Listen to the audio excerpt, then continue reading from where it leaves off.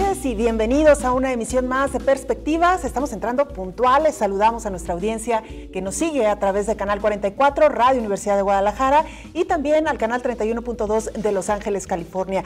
A quienes nos ven en la retransmisión, muchas gracias también por sintonizarnos. Enrique, ¿cómo estás, Belén? Hoy venimos muy distintos, ¿verdad? Sí, ¿de colores? De colores completamente distintos.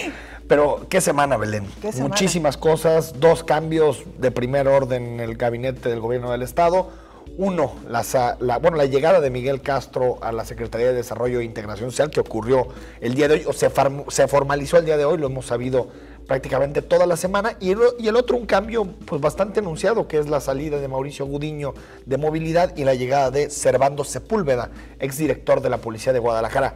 Dos nombramientos que seguro generarán mucha polémica en los siguientes días. Claro, y además, Enrique, para entrar de lleno ya a nuestro primer tema, precisamente los enroques, los cambios que se han dado al interior del gabinete del gobernador Jorge Aristóteles Sandoval. Y antes de entrar en esta recapitulación, me parece que sería importante, Enrique, hacer una reflexión en torno a cuáles han sido los motivos que han llevado al gobernador a hacer estos ajustes, y creo que es importante también diferenciar entre aquellos cambios que venían gestándose desde hace mucho tiempo y que la presión llegó a tal que obligan al gobernador a hacer estos ajustes, principalmente por la falta de resultados, y en segundo término, aquellos ajustes o cambios que se tuvieron que hacer después del resultado de las elecciones del 7 de junio. Parece ser que después de las elecciones queda todo en una misma bolsa, pero no es así. Las estrategias, los cambios, los tiempos, los nombres incluso corresponden y pues vienen de distintos momentos. Sí, en el primer conjunto, digamos que está Luis Carlos Nájera y la llegada de Eduardo Almaguer.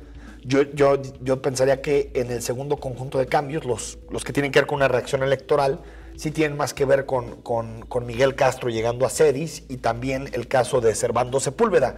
También creo que el mensaje del gobernador es: estos perdieron la elección pasada, y los que llegan, si te fijas, Almaguer, Miguel Castro, son dos ex competidores por la candidatura de Guadalajara que al final no quedaron como candidatos para la ciudad, ¿no? Que quedó Ricardo Villanueva. Eso yo creo que por un lado. Y segundo, Belén, lo que sí nos demuestra es que el gobernador sigue teniendo dos líneas, digamos, de acción o dos lógicas para elegir a los miembros de su gabinete. Uno, la cercanía política, y dos, la lealtad.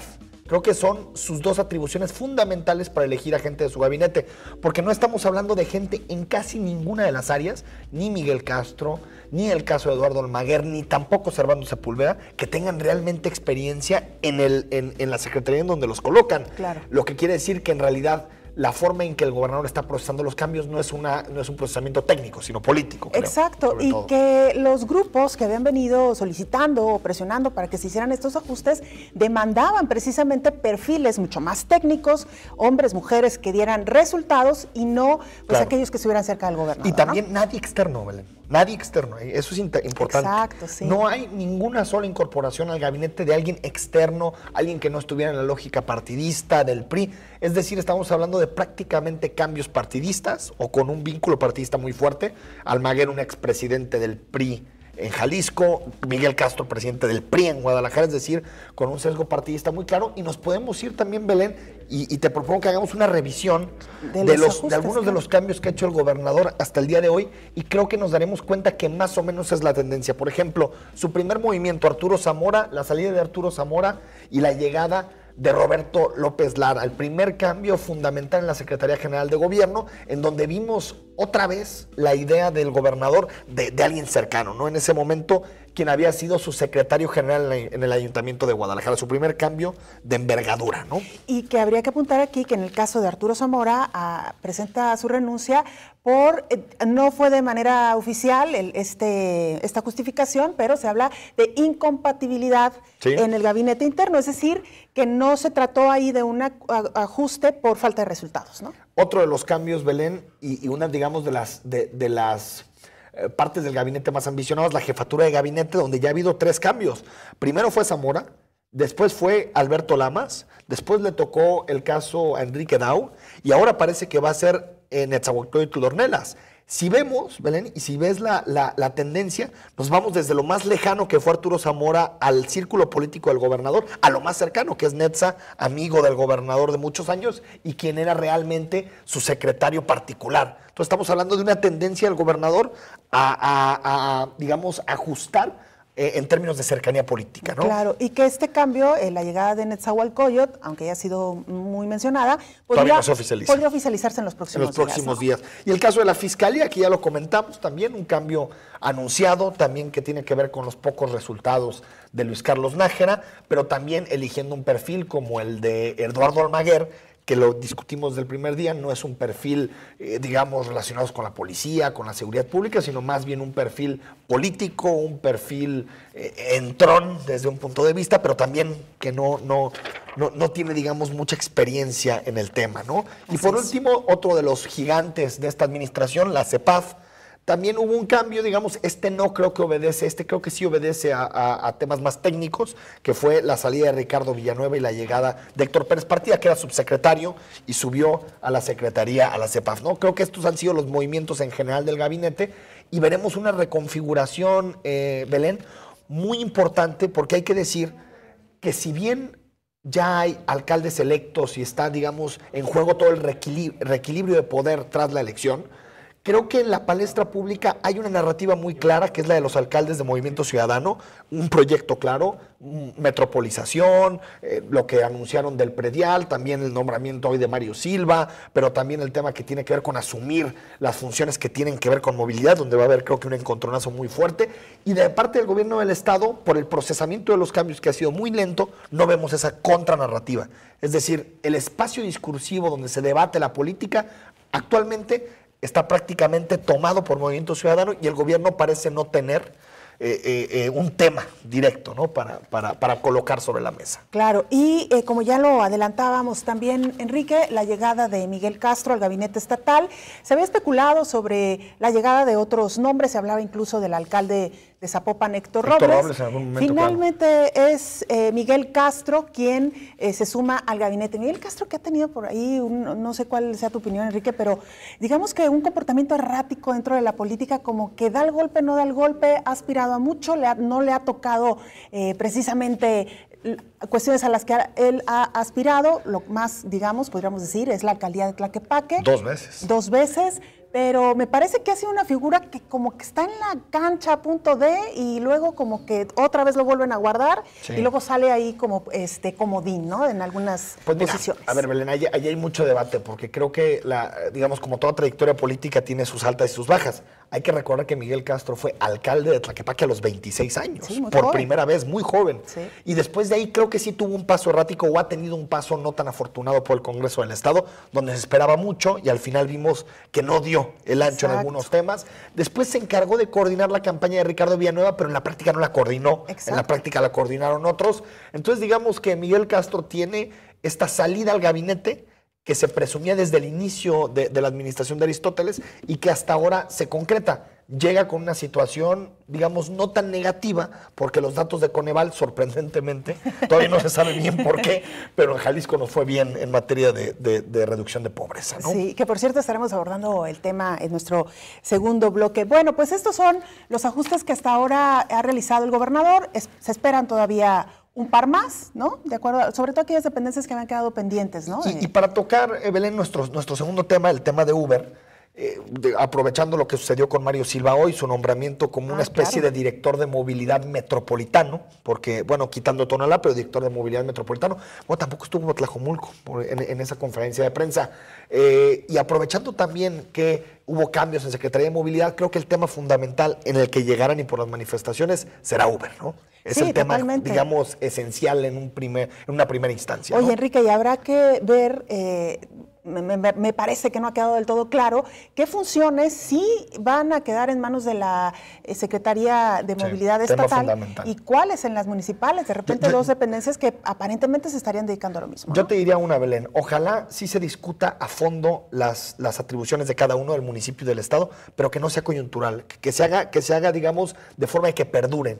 Que no, exacto, sea que lleguen nuevos alcaldes y digan, bueno, ahora yo quiero estas atribuciones. No, que queden claras, definidas y que a partir de esos espacios se colabore.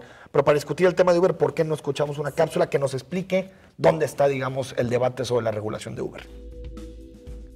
¿Qué dice la Comisión Federal de Competencia Económica? ¿Es un competidor desleal Uber? De acuerdo a la Comisión Federal de Competencia Económica, Uber no es un competidor desleal en el mercado, sino simplemente una nueva modalidad del mercado de transporte que se finca en la tecnología y en la inmediatez. Para la COFESE, la existencia de servicios como Uber o Cabify beneficia al consumidor ya que tiene más alternativas para su transporte. Por lo tanto, de acuerdo al interés primordial de los consumidores, el órgano regulador en materia económica pide a los estados que encuentren un espacio adecuado en las legislaciones para que estos servicios sigan operando. En ciudades como el Distrito Federal o Guadalajara, la polarización entre prestadores del servicio de taxi tradicional y choferes de Uber ha llegado al nivel de agresiones físicas e intimidación.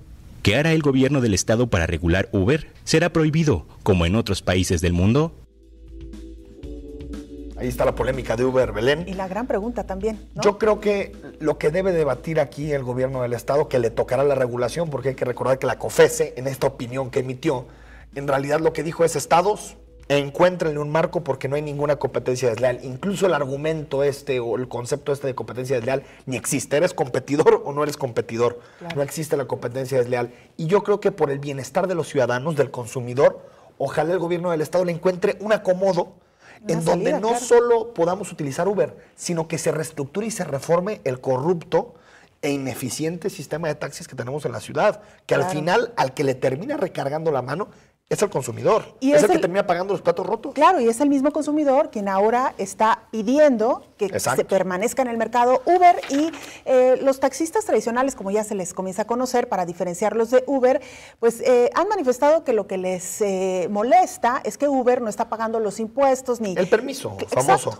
Y allá lo entendería eso del permiso. Sin embargo, Belén, ese permiso llega por vías corruptas, porque el Estado le da a unos intermediarios por 10, 15 mil pesos, que después lo revenden en 500 mil o 600 mil pesos, que al final pagamos nosotros con la tarifa. Claro, porque la tarifa es más cara porque tienen que pagar ese tipo de permisos. Pero bueno, es una pena que tenga que ocurrir este tipo de cosas para que el gobierno entre a regularizar algo que a luces vistas pues no está regularizado. Solo antes de irnos al corte, porque ya nos tenemos que ir, Belén, pero Mural publicó una encuesta sobre el tema. La calificación de uso, de actitud, de limpieza, de seguridad, es entre el 9 y el 10 lo que le dan los usuarios a Uber, mientras que a los taxis amarillos, los normales, entre 6 y 7 son las calificaciones. Es que mira, para quienes hemos utilizado Uber, ahí están en pantalla.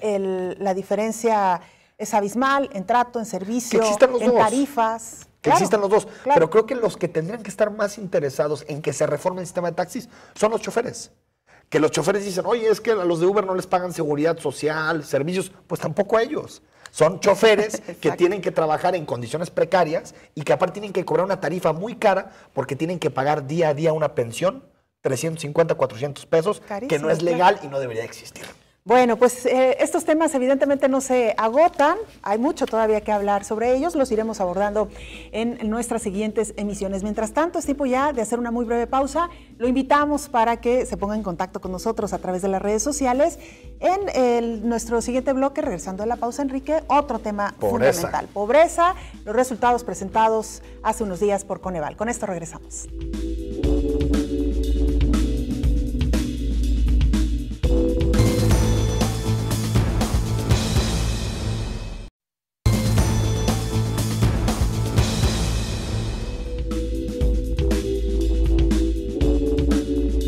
Estamos de vuelta en Perspectivas, y la semana pasada, Belén, el jueves 23 de julio, se presentaron unos resultados muy esperados, los resultados de Coneval que midieron la pobreza en el periodo 2012 a 2014. Vamos a platicar de esto con un especialista, pero antes de platicar con él, vamos a escuchar esta cápsula con los principales datos que nos dejó el estudio Coneval. En México hay 55 millones de pobres. 2 millones más se agregaron a esta lacerante condición en el periodo de 2012 a 2014. Esto quiere decir que en México 115 connacionales caen en situación de pobreza cada hora, 2 cada minuto. En Jalisco los datos no fueron malos. 270,000 jaliscienses dejaron la condición de pobreza y casi 200,000 la condición de pobreza extrema. Con esto, Jalisco se convierte en uno de los estados con más reducción de pobreza a nivel nacional. Todo esto contrasta con los indicadores de pobreza en entidades como Oaxaca, con 87% de la población en pobreza, o Chiapas, que alcanza el 78%. Antonio Ruiz Porras, coordinador del doctorado en estudios económicos de la UDG, muchas gracias por estar aquí. Muchas gracias por invitarme. Pues preguntarte primero, ¿qué nos explica que en un país como México, cuando pensamos que ya tocamos el hoyo en materia de pobreza, nos damos cuenta que somos capaces de generar 114 pobres por hora desde 2012? ¿Qué está pasando en este país para llegar a estas cifras tan terribles? Bueno, realmente lo que nos está pasando es una situación excepcional en el contexto internacional incluso. Por una parte tenemos una situación interesante, ¿no? El hecho de que si lo pensamos en los últimos 20 años, pues realmente somos el único país latinoamericano que ha tenido una situación regresiva. Sí, claro. Esto es una situación donde cada vez hay más pobres, más desigualdad, cada vez hay muchísimos más problemas de tipo económico que están afectando directamente a las familias. Y esto es algo que es excepcional. Tan es así que incluso dentro de la OCDE somos el único país que tiene esa tendencia, a diferencia del resto del mundo. Que estaba revisando, perdón, doctor, en ese sentido, por ejemplo, los datos en Venezuela, Brasil, Argentina son datos muy buenos, ¿no? Incluso en Venezuela pasó de un porcentaje de pobreza extrema del 25% a 8% en un periodo de 10 años. ¿Qué es? ¿Es el modelo económico, el famoso neoliberalismo, un Estado que no protege a los pobres y que no puede tener una red de seguridad adecuada? ¿Qué sucede con el Estado mexicano en contraposición a los distintos estados que sí están reduciendo la pobreza? Bueno, yo creo que lo que nos está pasando en México es que se está desmantelando el estado de bienestar, en el sentido de que el sistema de seguridad social está desapareciendo para mucha gente. También tenemos un creciente número de informalidad. Tenemos adicionalmente una situación de mayor precariedad en el mercado laboral. El empleo, claro. Entonces, este tipo de cosas, problemas en el mercado laboral, problemas a nivel internacional, porque hay que reconocer que también buena parte de nuestros ingresos en México llegan a través de las remesas. Entonces, si hay problemas en Estados Unidos, como ha sido en los últimos años, pues esto también se va reflejando en carencias en los hogares mexicanos. Aparentemente hay algunos estados, como Jalisco, ya lo decíamos, que no salieron tan mal evaluados. Sin embargo, en el estudio general sí hay un avance en el número de pobres en nuestro país y además hay otras entidades que también han tenido un avance tremendo en cuanto a la pobreza que tenían antes de este estudio. En este sentido, entonces, ¿cómo podemos leer de manera conjunta este estudio sin caer en, digamos, el optimismo en el que han incurrido algunos estados como Jalisco o en el pesimismo que también está ahí claramente reflejado en estas cifras, ¿no? Pues yo creo que en primer lugar lo que las cifras nos reflejan es que hay un estancamiento realmente.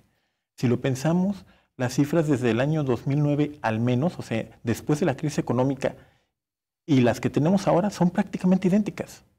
En el caso particular de Jalisco, lo que vemos es una situación que ya venía de tiempo atrás también. Tradicionalmente, Jalisco ha sido un estado privilegiado. Tan ha sido privilegiado que cuando empezó la cruzada contra el hambre por el presidente Peña Nieto, Jalisco no estaba incluido. Sí. Porque realmente se consideraba que Jalisco estaba bien con respecto al resto del país. Después se hizo alguna negociación para incluir a Jalisco dentro de la campaña. Sí, algunos 4 o 5 municipios, ¿no? Exactamente. Entonces, pues lo que tenemos es que en realidad esta situación que se está reflejando, estos resultados optimistas, entre comillas, pues lo que nos están reflejando es que más bien una tendencia que ha tenido el Estado desde hace ya varios años. Doctor, y en este sentido, a ver, porque hay dos formas, digamos, también de analizar estos resultados. Los que dicen que sí se gasta en desarrollo social, pero se gasta mal, y los que dicen que tal vez se pueda gastar mal, pero también se gasta poco. ¿Cómo estamos en esta materia? ¿Estamos gastando bien en desarrollo social? ¿Estamos gastando lo suficiente? ¿Necesitaríamos tener bolsas más grandes para programas sociales como Prospera u otros programas estatales? Mira, yo creo que ahí hay varias cosas que debemos considerar. Yo, en lo personal, considero que el gasto social es insuficiente, por una parte.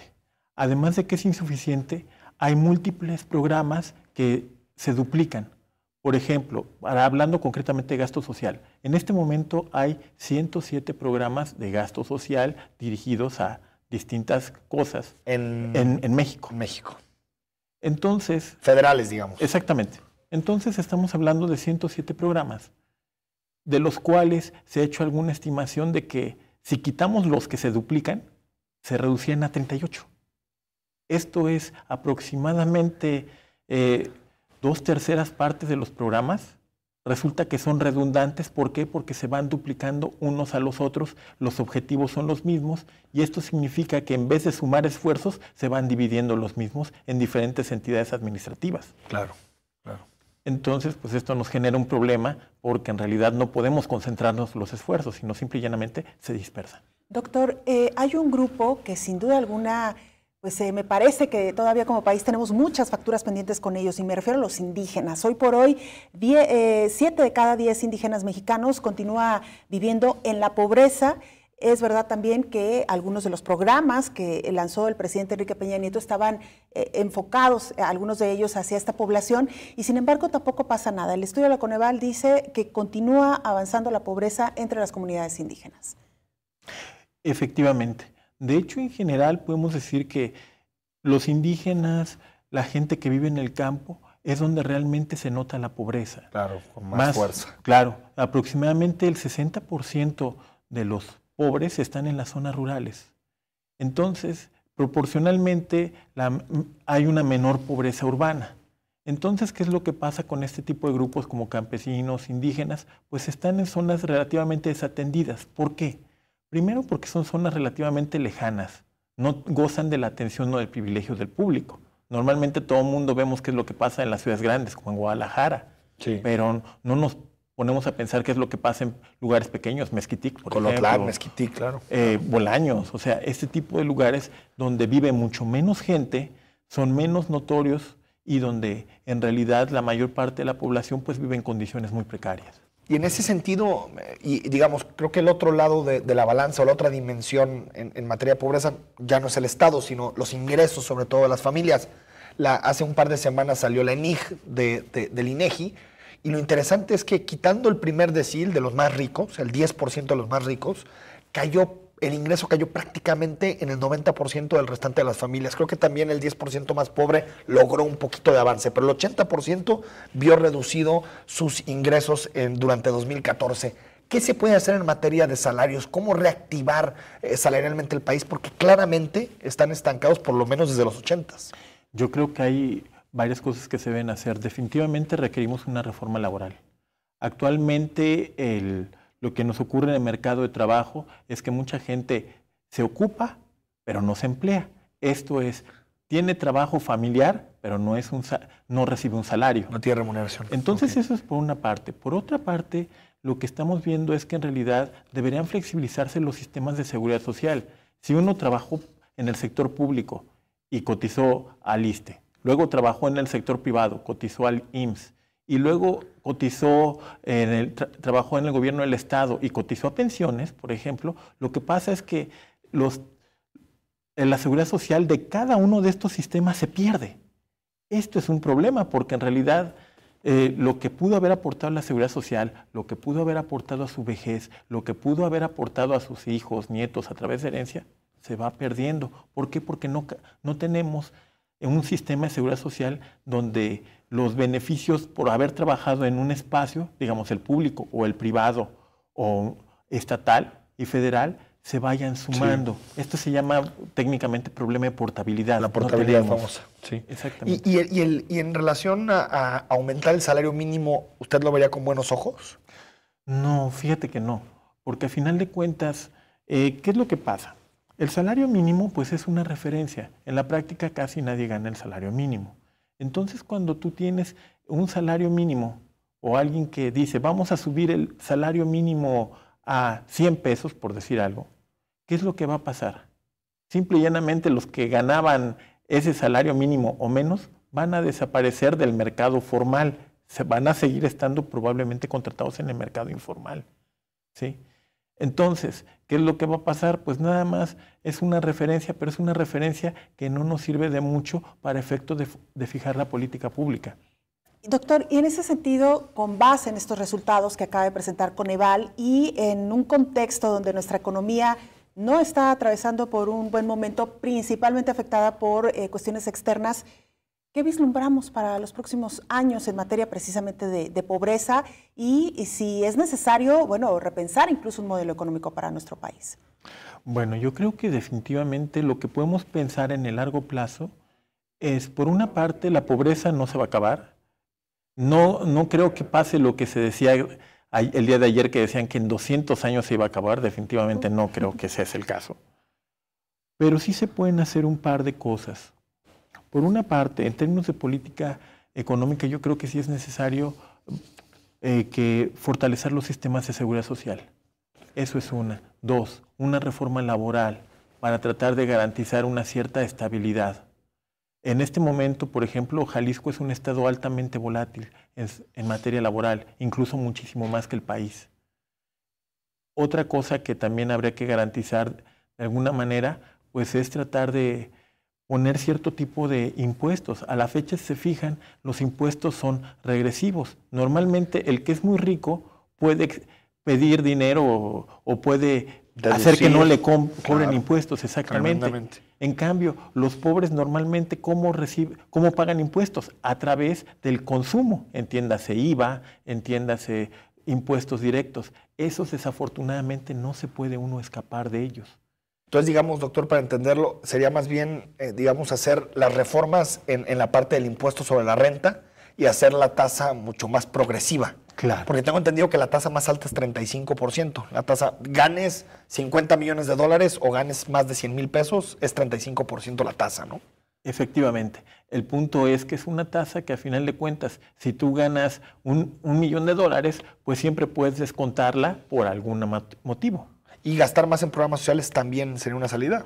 Yo creo que sí, definitivamente. Hay que gastar un poco más, hay que focalizar más en algunas áreas que son fundamentales: infraestructura, salud, educación. Bueno, pues ahí tiene usted estos comentarios, esta reflexión en torno a los estudios presentados por Coneval.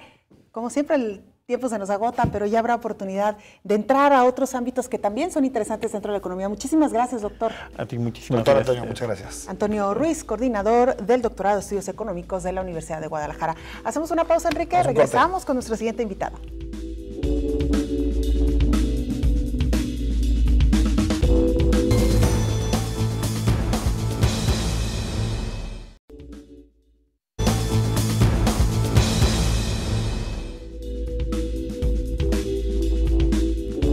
Estamos de vuelta en Perspectivas y como usted sabe, pues esta legislatura, la legislatura 60, comenzó con muchísimos problemas. Lo recordamos, muchos escándalos en términos de corrupción, muchas herencias muy negativas, una deuda muy alta, una nómina prácticamente impagable y pues ese paquete les tocó a los nuevos diputados pues tratar de encontrarle soluciones a un Congreso que parecía insustentable. Y para platicar sobre este tema tenemos a Ricardo Rodríguez, quien es ya coordinador de Movimiento Ciudadano en el Congreso del Estado. Ricardo, ¿cómo estás? Enrique, muy bien. Buenas noches, Belén.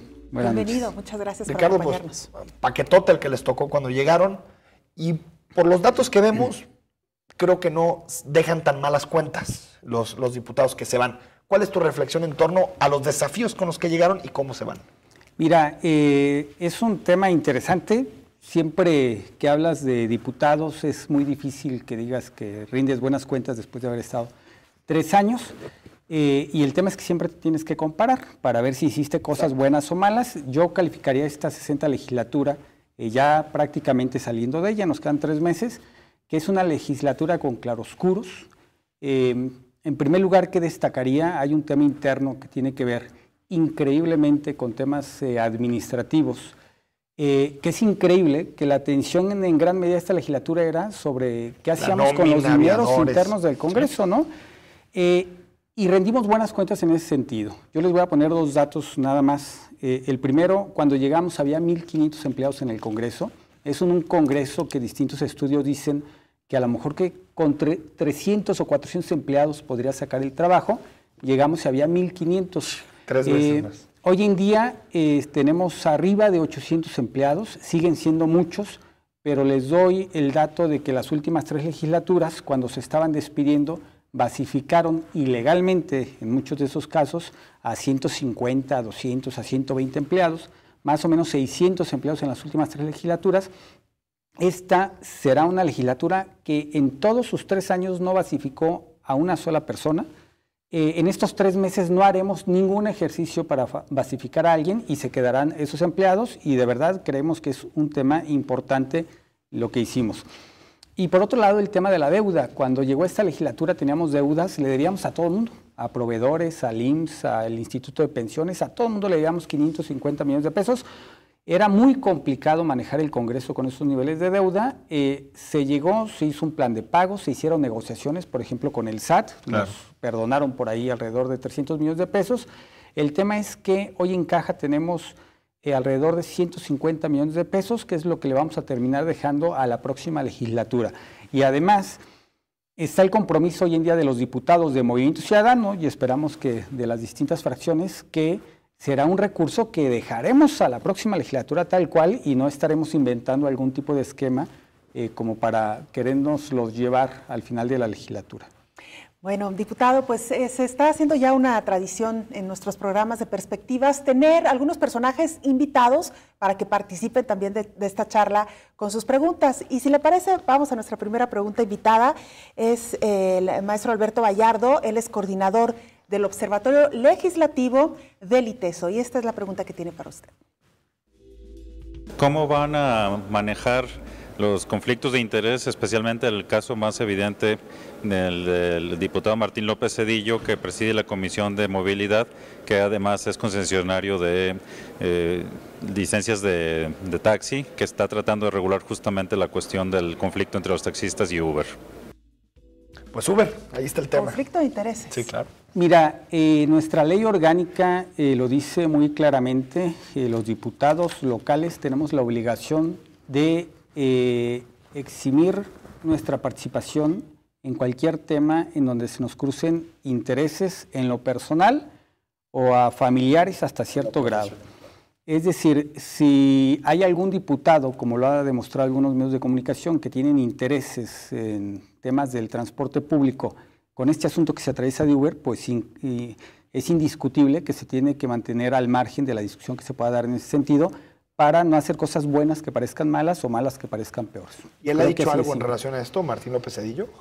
Lo que él ha dicho es que ha manifestado posiciones, pero que no ha legislado nada. Entonces, que no ha entrado un tema de conflicto de interés. Nosotros todavía esperaríamos hasta que legisle, ¿no? Exactamente. Y aprovechando el viaje, diputado, ahora que estamos hablando de taxis, ¿en qué va esta discusión? Esta semana hubo manifestaciones de parte de los taxistas tradicionales. Ellos han dicho también que el mandatario estatal se había comprometido a que ellos iban a seguir siendo casi que los únicos que circularan por nuestra ciudad.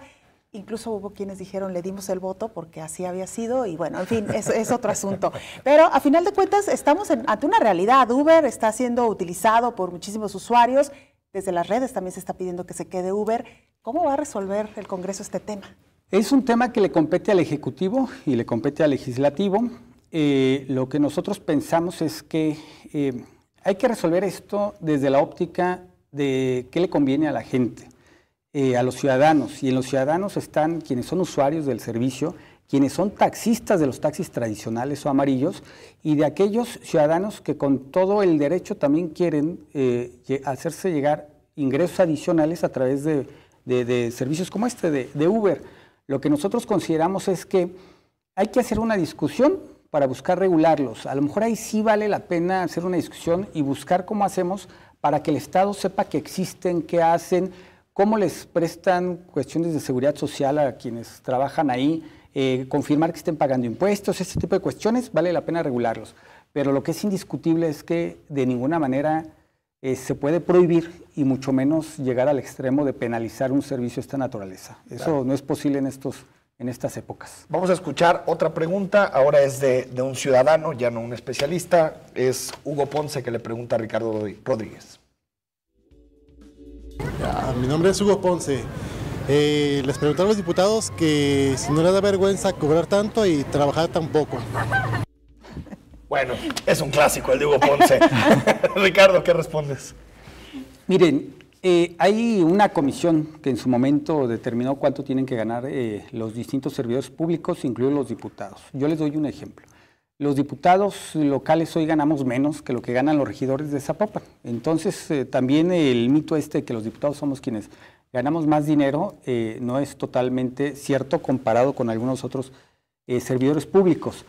El vicio es que no solamente, tradicionalmente, no solamente era el salario, sino que había una serie de ingresos adicionales que no se consideraban salarios, pero que le llegaban a los diputados, los famosos sobresueldos, como el tema de las casas de enlace, que como todos sabemos, gracias a Movimiento Ciudadano, que el primer año hizo programas sociales con el tema de las casas de enlace, muy focalizados, muy anunciados, muy transparentes, y gracias a la presión de Movimiento Ciudadano se quitaron esos 104,000 pesos que nos llegaban a cada diputado y que ya no se convierte en un sobresueldo para muchos de los diputados.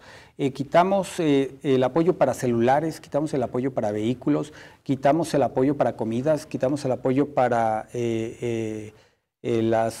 para las casetas, el apoyo para las casetas. Es decir, en esta legislatura 60 quitamos una serie de apoyos excesivos que se tenían en las legislaturas anteriores y que terminaban siendo el sobresueldo que hacían que un diputado pues estuviera recibiendo 250,000, 300,000 pesos. Hoy en día los diputados recibimos 65,000 pesos al mes, que sigue siendo un ingreso muy importante, sobre todo de cara a cómo están los ingresos en este país, pero es lo único que recibimos, no recibimos un peso adicional. ¿Y cómo te explicas que a pesar de todo esto que nos platicas, a todo lo que han renunciado, desde seguros hasta la famosa partida de casa enlace, la percepción sobre el trabajo del diputado sigue siendo esta percepción que nos manifestaba Hugo Ponce? Porque seguimos teniendo saldos negativos en muchos temas. Yo les decía hace rato de los claroscuros, no entré a los oscuros.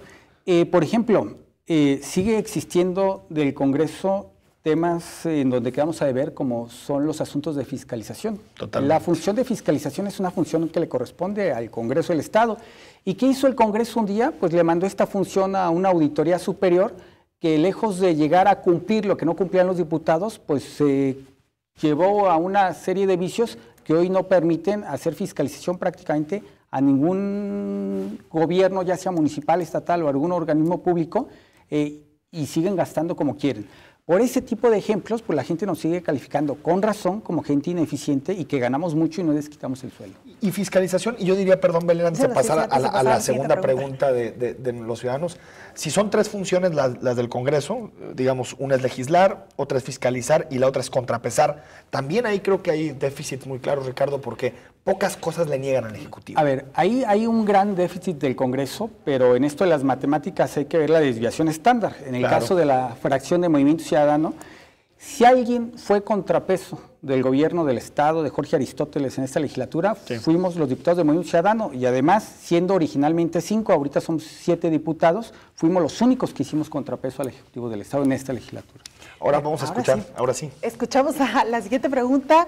Se trata de José de Jesús, quien también le hace una pregunta a diputado. Yo quiero saber qué hacen ustedes con el dinero de las multas de los alcoholímetros, y por el otro lado también me gustaría qué van a hacer ustedes para recortar gastos. Ustedes, Cámara de Diputados, porque todo lo están haciendo hacia la ciudadanía. Gastos, sí. Ahí están las dos preguntas. ¿Qué hacen con el dinero del alcoholímetro? 1 y 2, ¿qué hacen para recortar gastos? A ver, en el caso del dinero para los que se junta gracias a los alcoholímetros, que como ustedes saben es una ley que pasó por el Congreso del Estado, quiero dejar muy claro que es un tema que le compete al Ejecutivo. Nosotros no llevamos el programa, lo lleva directamente el Ejecutivo, y es dinero que entra directamente a las arcas, a cuentas generales, y ya en la distribución del presupuesto pues se reasigna a distintas áreas. Y en el tema de recortar gastos, esto me permite hablar de uno de los logros más importantes que tuvo Movimiento Ciudadano en esta legislatura, que es la ley de austeridad. Ustedes recordarán que fue Movimiento Ciudadano quien presentó una ley para buscar limitar a todos los gobiernos en Jalisco, entiéndase el gobierno del Estado, los gobiernos municipales, los organismos públicos descentralizados, el propio Poder Judicial, en donde lo que hicimos fue poner una ley en donde obligamos a estas dependencias a bajar los gastos superfluos, en donde, por ejemplo, ya no se puede viajar en aviones de primera clase, los vehículos tienen que ser vehículos utilitarios con excepción de temas de salud, temas de seguridad pública, en donde ya no se puede gastar más que cierto porcentaje del presupuesto en temas de comunicación social, en temas de redes sociales. Es decir, hicimos una ley en donde limitamos a todos los gobiernos y luego entonces emanados de todos los partidos para que por fin nos obliguemos en este Estado a que ante la circunstancia que está viviendo la ciudadanía todos los días, los políticos no estemos gastando como si el dinero fuera propio. Oiga, diputado, aprovechando la pregunta del ciudadano, si bien es cierto estos recursos que se obtienen por el alcoholímetro o el programa Salvando Vidas va directamente al Ejecutivo, quien lo redistribuye, y aprovechando que usted es maestro en Administración Pública y Políticas Públicas, ¿no sería interesante que este recurso se destinara precisamente en apoyo, por ejemplo, de víctimas del transporte? ¿Por qué no lo responde Ricardo después del corte? De la pausa, bueno, vamos a un corte y seguimos platicando con Ricardo Rodríguez, coordinador de los diputados de Movimiento Ciudadano.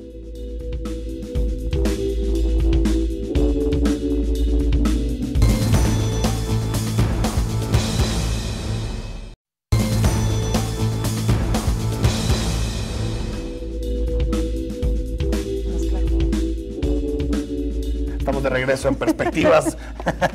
Le dejaste una pregunta. Sí, quedó una pregunta en el aire y bueno, diputado, pasa con otros rubros, ¿no? Algunos impuestos, algunas recaudaciones, de alguna manera se dirigen hacia programas que están vinculados a ese programa, valga la redundancia, del que se recaudó el impuesto. En este caso hablábamos del alcoholímetro, hablábamos de las infracciones también, de las fotoinfracciones.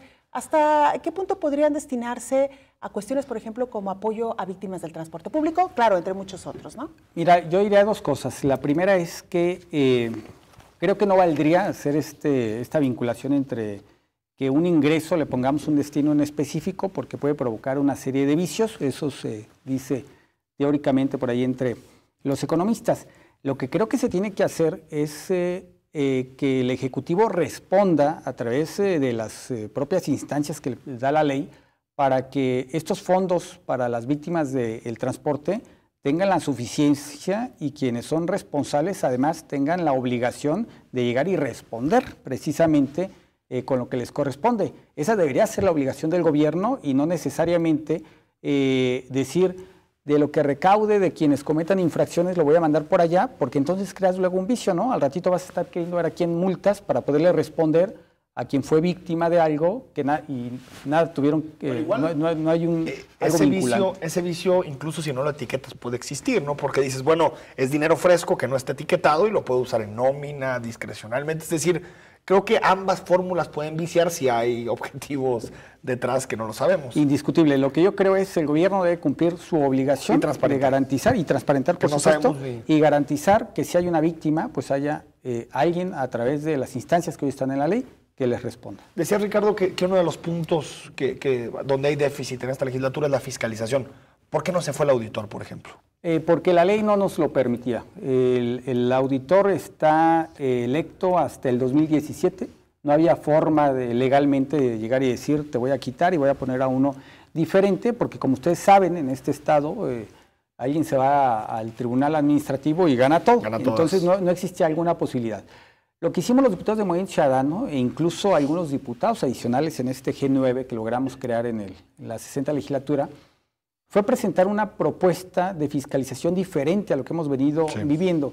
Lamentablemente, pues los intereses que hay en torno al PRI y al PAN y a las cuentas públicas que siguen por ahí heredando desde hace muchos años de distintos gobiernos municipales, el estatal, nos impidió tener la posibilidad de hacer una construcción de un modelo diferente, que además fue una propuesta que construimos nosotros y además que tomamos muchos elementos de un proceso de organismos ciudadanos, Astuley, por ejemplo, que llegaron y nos presentaron propuestas concretas para buscar tener un sistema de fiscalización diferente. Esa es una de las grandes deudas que tiene no solamente el Congreso del Estado, el gobierno en general en Jalisco tiene esa deuda y mientras no resolvamos el tema de rendición de cuentas, cualquier funcionario público tiene incentivos para robar. ¿Por qué? Porque sabe que las cuentas públicas siempre salen en ceros y si no salen en ceros te vas al tribunal administrativo y te la congelan. Claro. Es un poco lo que ha venido sucediendo con cuentas como, por ejemplo, Juegos Panamericanos, con CODE, o, por ejemplo, la también muy sonada cuenta 2009 del exalcalde de Guadalajara. Por ejemplo, la cuenta pública del Congreso, de la legislatura pasada, que también estaba por ahí ya lista para ponerle cargos a quienes fueron responsables del manejo del recurso, y llegó una instrucción, una orden del tribunal para que dejar todo como estaba, en tanto se resuelven quién sabe qué asuntos, quién sabe en cuánto tiempo. ¿Quedaste satisfecho, Ricardo, con el tema de cómo se resolvió López Castro, quitando que hayan renunciado el recurso los socios de esta, digamos, de esta oficina López Castro? El hecho de que no haya habido ya un avance judicial en la investigación fuerte, ¿quedas satisfecho con cómo se resolvió? Mira, Enrique, a nosotros nos gustó que gracias a las denuncias que presentamos en lo individual o como grupo parlamentario Movimiento Ciudadano, la Fiscalía o el Gobierno del Estado tuvo elementos para presionar al despacho que llevaba este asunto para robarle a los jaliscienses más de 50 millones de pesos y que gracias a esas denuncias se logró frenar el desfalco. Lamentablemente no fueron más allá. Lo que hubiera valido la pena es que si quisieron robar y además se robaron alguna pequeña parte, porque sí se llevaron alguna pequeña parte, deberían regresarlos completos y además estar en la cárcel. Porque precisamente esos son los ejemplos de los que les estaba hablando hace un momento. Mientras no, digamos, no se pueden hacer las cosas mal y si se hacen mal hay consecuencias, los funcionarios tienen incentivos para seguir haciendo las cosas mal. Bueno, total, nos cachan, pues igual ya no lo cobramos, ¿no? Pero no hay ningún impacto jurídico, ¿no? Les ponemos un ejemplo. Hace unos días la Junta de Coordinación Política citamos al director jurídico porque hay un caso similar de 3 millones de pesos que llegan y te dicen, oye, tengo un recibo de hace 6 años y aquí está la firma y me debes 3 millones de pesos. Y entonces todo indica que se los tienes que pagar. Y lo que dijimos los diputados fue, oye, pues entonces presenta una denuncia penal porque hay un fraude en donde está involucrada la empresa, quienes son parte de la empresa, y los funcionarios que firmaron esto, porque no hay nada que conste que nos dieron esos servicios. Y entonces vamos a hacer el mismo proceso López Castro, ahora por 3 millones de pesos, porque no queremos que sigan robando a los jaliscienses, porque al final de cuentas no es dinero del Congreso, es dinero de los jaliscienses que nos llega a través de los impuestos. Diputado, ¿alcanzará a hacer algo esta legislatura respecto al matrimonio igualitario? Ya la Suprema Corte de Justicia se pronunció al respecto. Este fin de semana tuvimos una manifestación multitudinaria en calles de Guadalajara. En fin, el tema está como en la palestra. Miren, es un tema verdaderamente complicado porque la posición que uno tenga en lo individual como fracción parlamentaria va a dejar contentos a algunos, va a dejar inconformes a otros. Afortunadamente, ahorita no estamos en la necesidad de entrarle al debate. ¿Por qué? Porque no hay una iniciativa en ninguno de los sentidos. Es decir, no nos ha llegado una iniciativa en donde se diga reformemos el Código Civil para que el matrimonio sea entre cualquier persona. No hay ninguna iniciativa. ¿Qué es lo que hay? Hay una jurisprudencia que dice que si alguien va ante un juzgado federal, lo puede amparar para obligar al juez del registro civil a que te case. Exacto. Nos va a llegar en algunas semanas o meses una instrucción de la Suprema Corte, seguramente, y nos va a decir, están obligados a reformar su Código Civil porque los derechos humanos no los están respetando según nuestra Constitución Federal. Cuando nos llegue esa instrucción por parte de la Suprema Corte y además veamos los alcances de esa instrucción, entonces estaremos obligados como legislativo a entrarle al tema. Y ahí no vamos a tener opción, ni el PRI, ni el PAN, ni Movimiento Ciudadano, ni el PRD, todos tendremos que obligadamente cumplir con lo que nos diga la Suprema Corte y seguramente nos va a decir, legislen en el sentido de garantizar derechos iguales para todos y así lo vamos a tener que hacer. ¿Y por qué no dar, digamos, antes de que la Suprema Corte lo obligue, dar el primer paso para poder, digamos, reconocer estos derechos? Tiene que ver con que no hay consensos políticos, con que no saldrá una iniciativa. ¿Por qué no dar un primer paso? Porque no pasaría. Simple y sencillamente no pasaría y como es un tema que a fuerzas va a pasar por la instrucción de la Suprema Corte, la pregunta es, ¿para qué polarizas a la sociedad jalisciense? Al final de cuentas vamos a estar obligados y todos le vamos a entrar. ¿Para qué nos adelantamos unas semanas, unos 2 meses, polarizamos a la sociedad en un debate que no tiene sentido? Oiga, diputado, una pregunta técnica. La Suprema Corte ya se pronunció, ya dijo que aquellos códigos civiles estatales están siendo inconstitucionales por no garantizar el matrimonio igualitario. Es decir, el pronunciamiento ahí está y es clarísimo y fue público. O sea, ¿los congresos tienen que esperar esta notificación? Sí. Pregunta técnica. Son 2 procedimientos.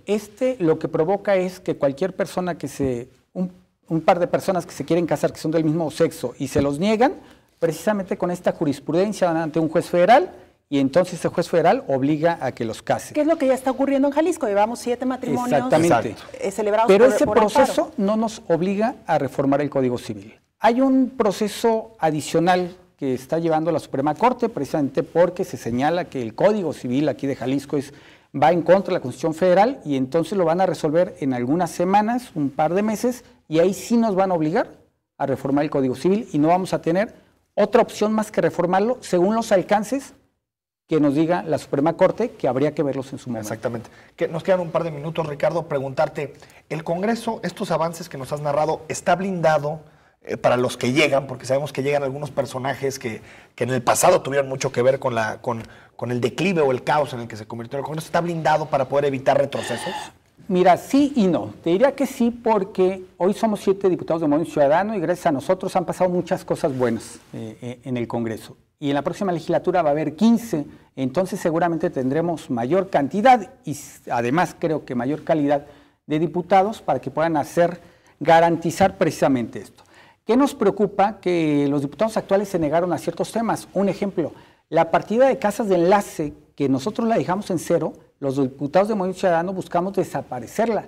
El PRI y el PAN se negaron a desaparecerla, es decir, sigue viva con 0 pesos en el presupuesto. Pero se puede activar. Pero digo, la semana pasada que aprobamos el presupuesto, o esta semana, ya no sé en cuál semana vivo, ahí tal cual en una votación de levantar la mano le pudimos haber metido 60 millones de pesos y no pasa nada, ¿no? Entonces, ¿qué debía haber sucedido? Aceptar, eliminar la partida y no pasó. Entonces, los ciudadanos, todos los diputados de Movimiento Ciudadano en la próxima legislatura lo harán. Debemos estar atentos a que no caigan en los excesos de las anteriores legislaturas. Diputado, muchísimas gracias. Nos tenemos que ir. Una aclaración rapidísima. Invitamos a diputados de otras fracciones. Sí. Declinaron la invitación. Es por ello que solamente estamos hablando con Ricardo Rodríguez de Movimiento Ciudadano. La invitación fue hecha al resto de las fracciones. A todas las fracciones. Muchas gracias. Gracias, diputado. Nos vamos. Buenas noches. Gracias.